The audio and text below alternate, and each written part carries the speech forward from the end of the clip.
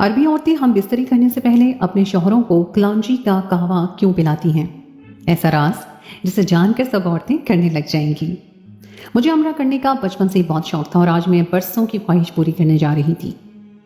آج میں اپنے بھائی اور بھابھی کے پاس سعودیہ میں جا رہی تھی اور بھابھی نے مجھ سے خاص طور پہ فرمائش کی تھی کہ آتے ہوئے میرے لیے 5 کلو کلونجی لیتی آنا۔ ان کی بات سن کے میں حیران رہ گئی، بھلا بھابھی نے اتنی ساری کلونجی کیا کرنی ہے؟ جب میں نے بھابھی کی یہی بات پوچھی تو وہ ہنس کر ٹال گئی اور کہنے لگی کہ مجھے میری اور میری فرینڈس کو ضرورت ہے، اس لیے تم لازمی لے کے آنا، اور یہاں پہ یہ چیز بہت زیادہ مہنگی مل رہی ہے۔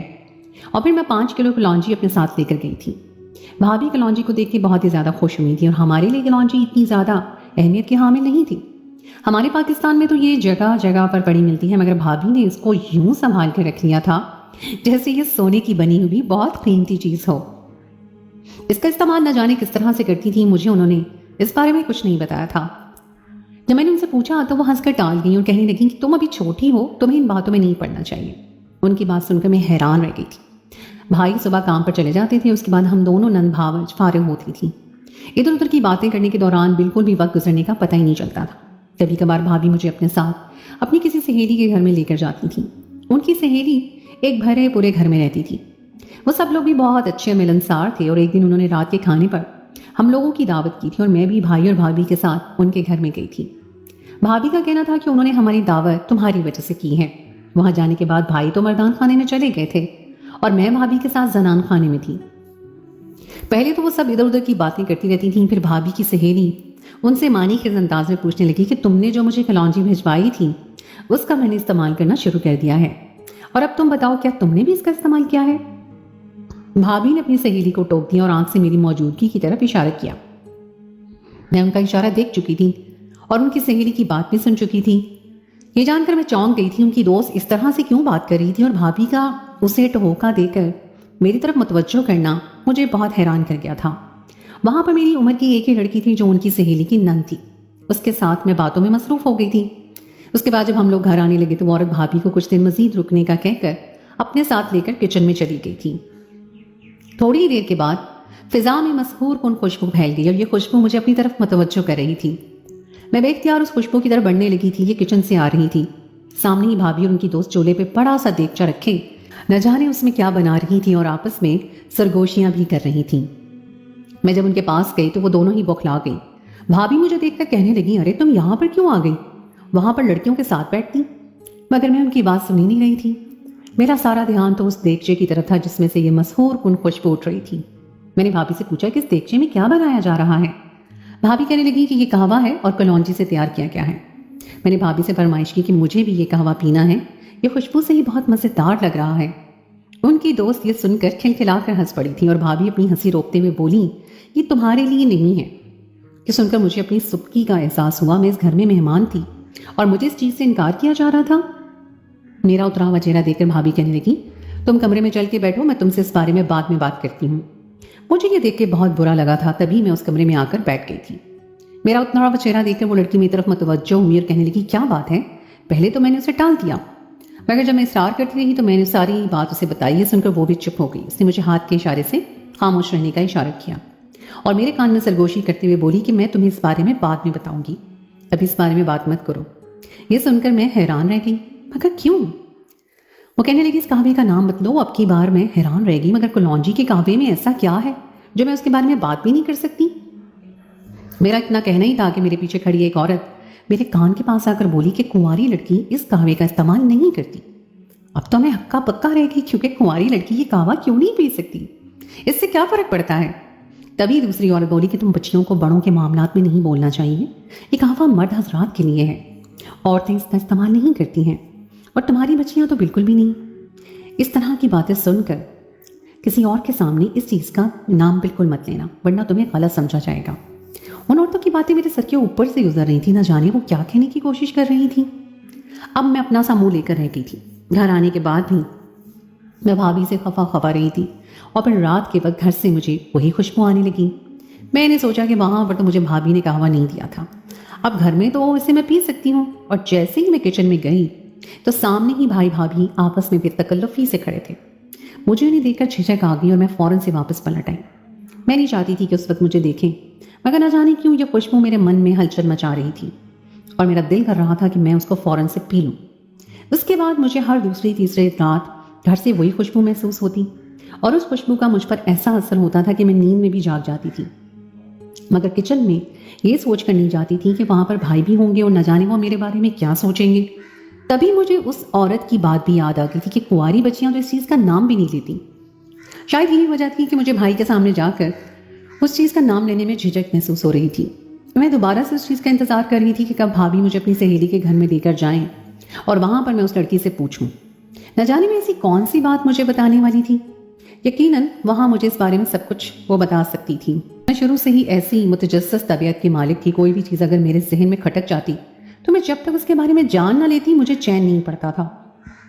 उसकी हकीकत जाने बगैर मैं फिर उस चीज़ का पीछा नहीं छोड़ती थी। अम्मी मेरी इस तबीयत से बहुत आजिज़ थी और कभी कभी तो मुझे भी इस आदत से परेशानी होती थी, क्योंकि दिन के इंतज़ार के बाद भाभी मुझे दोबारा उसी घर में लेकर गई और आज वो लड़की न जाने कहाँ पर थी, मुझे नज़र ही नहीं आ रही थी। भाभी भी उठकर कमरे से बाहर चली गई। फिजा में वही मशहूर कुन खुशबू फैल गई थी। अभी हम लोगों ने घर वापस जाना था और आज मेरी तबीयत ख़राब थी और मेरा जिस्म बुखार से टूट रहा था। मेरा दिल कर रहा था कि मैं फ़ौरन से घर जाके आराम करूं और भाभी न जाने कहाँ पर थी। मैं यही सोचते सोचते कमरे से बाहर निकल आई और किचन में आकर देखा तो किचन खाली था, यहाँ पर कोई भी नहीं था। सामने ही चूल्हे पर वो देगचा था जिसमें वो कहवा बनाया जा रहा था। वो मशहूर कुन खुशबू मुझे पागल बना रही थी। मैंने आसपास देखा, वहाँ पर कोई भी नहीं था। मैं फ़ौरन से देगचे के पास गई। जानती थी कि ये चोरी के ज़ुमरे में आता है, मुझे किसी के घर में इसकी इजाज़त के बगैर उसकी चीज़ को इस्तेमाल नहीं करना चाहिए।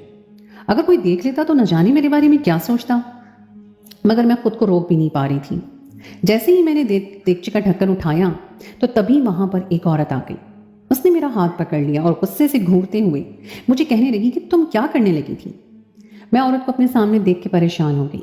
अपनी चोरी पकड़े जाने पर शर्मिंदगी भी हो रही थी। वो औरत उस घर की मुलाजमा थी। मैंने डरते डरते से कहा कि मैं ये कहवा पीना चाहती थी। वो औरत गुस्से में आगे कहने लगी कि तुम्हें नहीं पता कि ये तुम लड़कियों के लिए नहीं है। उसका अंदाज देख के मैं घबरा गई और फौरन वहां से बाहर निकली और घबराहट के मारे वहां से बाहर निकलकर चलते चलते मैं न जाने कहाँ पर आ गई। ये घर भी बहुत बड़ा था और एक सिरे से दूसरे सिरे तक कमरों की कतारें थी। मुझे कुछ समझ ही नहीं आ रहा था मैं कहाँ पर जाऊँ और तभी एक कमरे का दरवाज़ा खुला हुआ था। किसी के गुनगुनाने की आवाज़ आ रही थी। मैं उस कमरे में चली गई ताकि उससे जनान खाने का रास्ता पूछ सकूं। जब कमरे में जाकर देखा तो वहाँ पर एक मर्द था। वो भी मुझे देखकर ठठक गया था। उसके हाथ में वही कहवे का मशरूब था। उसने वो कप साइड टेबल पर रखा और जल्दी से मेरी तरफ बढ़ा। उससे अपनी तरफ यूं बढ़ता देख के मैं खौफजदा हो गई। मैं कमरे से भागने लगी थी जब अचानक से हमारे घर के हालात बहुत ख़राब थे। अब्बू के फौत होने के बाद हम सब गुर्बत की चक्की में पिस रहे थे। ऐसे में रिश्तेदारों ने भी हमसे मुंह मोड़ लिया था। एक हमारे बड़े मामू थे जो हमारा ख्याल रखते थे, हमसे हमारी ज़रूरत के बारे में पूछते थे। मामू की मेहरबानी से भी भाई सऊदीया में जॉब करने के लिए चले गए थे। उन्होंने ही भाई के वहाँ पर जाने का इंतज़ाम किया था। भाई को वहाँ पर गए हुए कुछ ही अरसा हुआ था जब हमारे घर के हालात भी बदलने लगे थे और आहिस्ता आहिस्ता घर में खुशहाली आती गई। 2 साल का अरसा गुजर गया था। अब कुछ दिनों से अम्मी भाई से मिलने के लिए बहुत बेकरार थी। वो एक नज़र उन्हें देखना चाहती थी, मगर न जाने क्यों भाई मुसलसल टाले जा रहे थे। और अब तो उनके हालात भी इतने अच्छे थे कि वो कुछ दिनों के लिए चक्कर लगा सकते थे, मगर जब भी अम्मी उनसे वापस आने की बात करती तो वो टाल दिया करते थे। देखते देखते 5 साल का अरसा गुजर गया था। अब अम्मी उसकी बर्दाश्त जवाब दे गई। एक दिन उन्होंने भाई का कॉल मिलाई और फूट फूट कर रो पड़ी। कहने लगी, क्या तुमने मेरे मरने के बाद मेरे जनाजे पे ही यहाँ पर आना है? आखिर तुम्हें अपनी माँ का एहसास क्यों नहीं है? तब भाई का दिल पसीज गया और वो कहने लगे कि मैं कुछ दिनों में आ रहा हूँ। जब भाई आए तो अकेले नहीं थे, बल्कि उनके साथ उनकी अरबी बीवी थी जो कि बहुत ही खूबसूरत थी, ऊंची लंबी गोरी चिट्टी। उनका देखकर अम्मी खफा हो गई। उन्होंने भाई से बातचीत करना छोड़ दी, जबकि हम लोगों को भाभी बहुत पसंद आई थी। वो बहुत अच्छी और मिलनसार थी, मगर अम्मी को इस बात पर गुस्सा था कि उन्होंने भाई की शादी के लिए क्या कुछ नहीं सोच रखा था। कितने अरमान थे उनके दिल में अपने बेटे की शादी करने के लिए, मगर बेटे ने अपनी मर्जी से शादी करके उनका दिल तोड़ दिया था।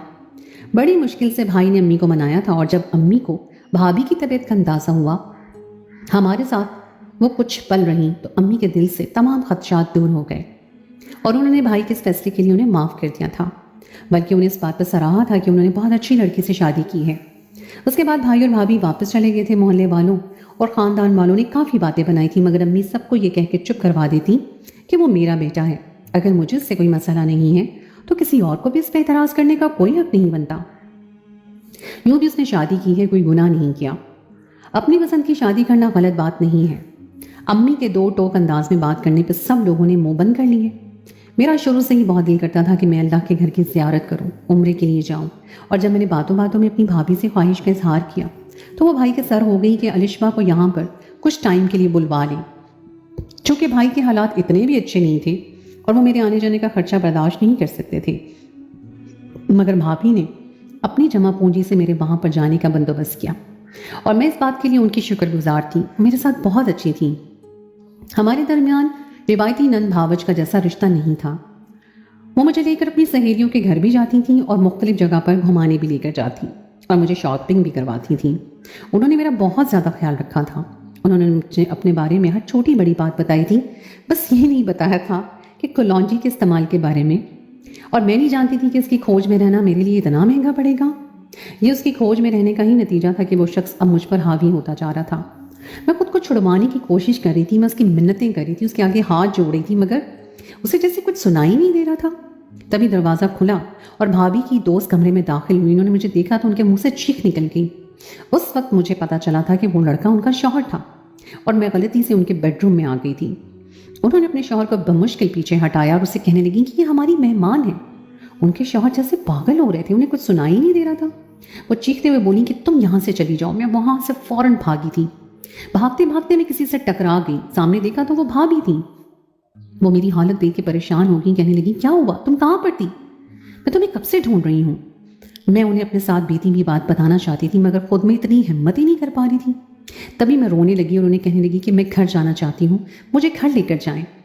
भाभी मेरी हालत देख के घबरा गई और फिर वो दोनों मुझे लेकर घर आ गए थे। उसके बाद रात को भी मुझे उस कहवे की खुशबू महसूस हो रही थी, मगर आज मुझे किसी भी चीज़ का होश नहीं था। आज मेरे साथ जो हादसा होने जा रहा था, मैं जिस चीज़ से बमुश्किल बच कर आई थी, उस बात पर मैं खुदा का शुक्र अदा कर रही थी। उस दिन के बाद जब भाभी वहाँ पर गई तो मैंने उनके साथ जाने से इनकार कर दिया था। उन्होंने मेरे ना जाने की वजह पूछी, अगर मैं नज़र चुराने लगी।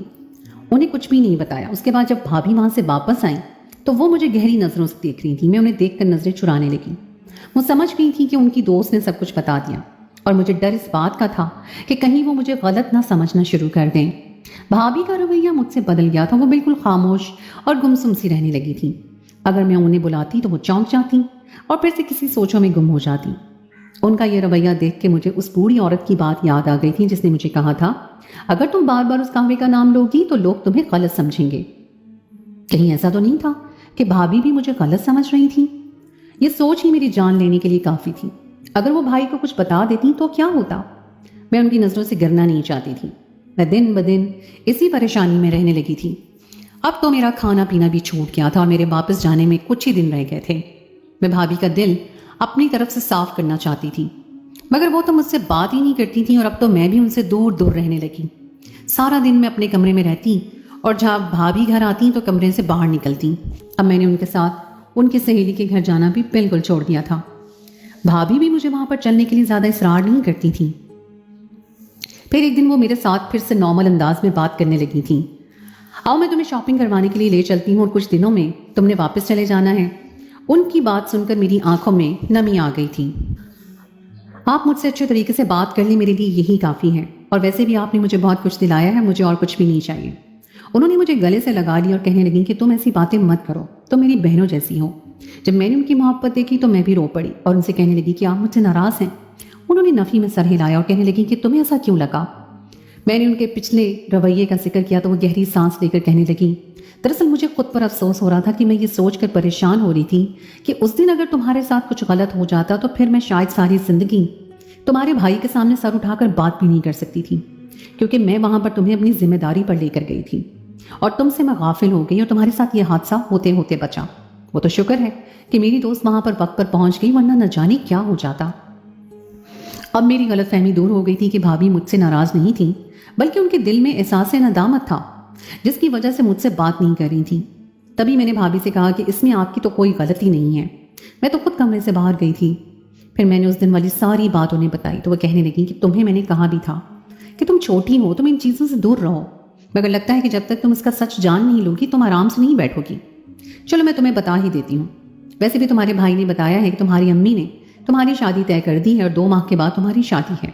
ये सुनकर मैं हक्का बक्का रह गई, मगर मुझसे सबके बारे में किसी ने कुछ बताया ही नहीं। वो मुस्कुरा कर कहने लगी कि जब तुम घर जाओगी तो तुम्हें ये सरप्राइज भी मिल जाएगा। वो शरारत से मुझे छेड़ते हुए बोली थी और उनकी बात सुनकर मैं शर्मा गई। तभी वो कहने लगी कि फिर तुम्हारे लिए इस तरकीब को जानना बहुत ज़रूरी है, तुम भी घर जाकर अपने शौहर को ये कहवा बनाकर ज़रूर पिलाना।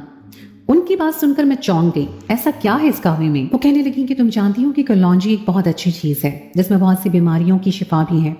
इसको बहुत सी चीज़ों के लिए इस्तेमाल किया जाता है। इस कहवे का औलाद नरीना के लिए इस्तेमाल किया जाता है। जिन मर्दों को रोज़ाना ये कहवा पिलाया जाता है उनके जज्बात भी उभर आते हैं, उनकी बीवियों की औलाद भी जल्दी होती है और अल्लाह ताला उन्हें औलाद नरीना अता फरमाता है। यही वजह है कि हम अरबी औरतें इसका इस्तेमाल बहुत ज़्यादा करती हैं और ये एक ऐसा राज है जो हम अरबी औरतें किसी को नहीं बताती, मगर मैंने तुम्हें बता दिया है। ये नुस्खा हमारा नस्ल ब नस्ल से चलता हुआ आ रहा है। उनकी बात सुनकर मैं हैरान रह गई। तो इसका मतलब ये था कि वो कहवा वहाँ पर इसलिए बनाया जाता था? वो हंस पड़ी और कहने लगी कि हाँ, इसी मकसद के लिए इस कहवे को बनाया जाता है और तुम भी अपने शौहर को ये कहवा इस्तेमाल करवाना। उनकी बात सुनकर मैं शर्मा गई थी और फिर कुछ दिनों के बाद उनकी मोहब्बतें और काफ़ी सारे तोहफे तोहफ़े लेकर मैं वापस पाकिस्तान आ गई थी। भाभी की कही हुई बात बिल्कुल सच साबित हुई थी। शादी की 1 माह के बाद ही अल्लाह पाक ने मुझ पे करम कर दिया था और जो कोई भी मुझसे इस बारे में बात करता तो मैं उसे कलौंजी का इस्तेमाल ज़रूर बताती थी। कितनी ही औरतें इस नुस्खे से फ़ायदा हासिल कर रही थीं। वो भी औरतें जिनकी शादी को 10 साल गुजर चुके थे, उनकी औलाद नहीं थी, उन्होंने भी इस नुस्खे का इस्तेमाल किया था और अब वो भी इससे फ़ायदा उठा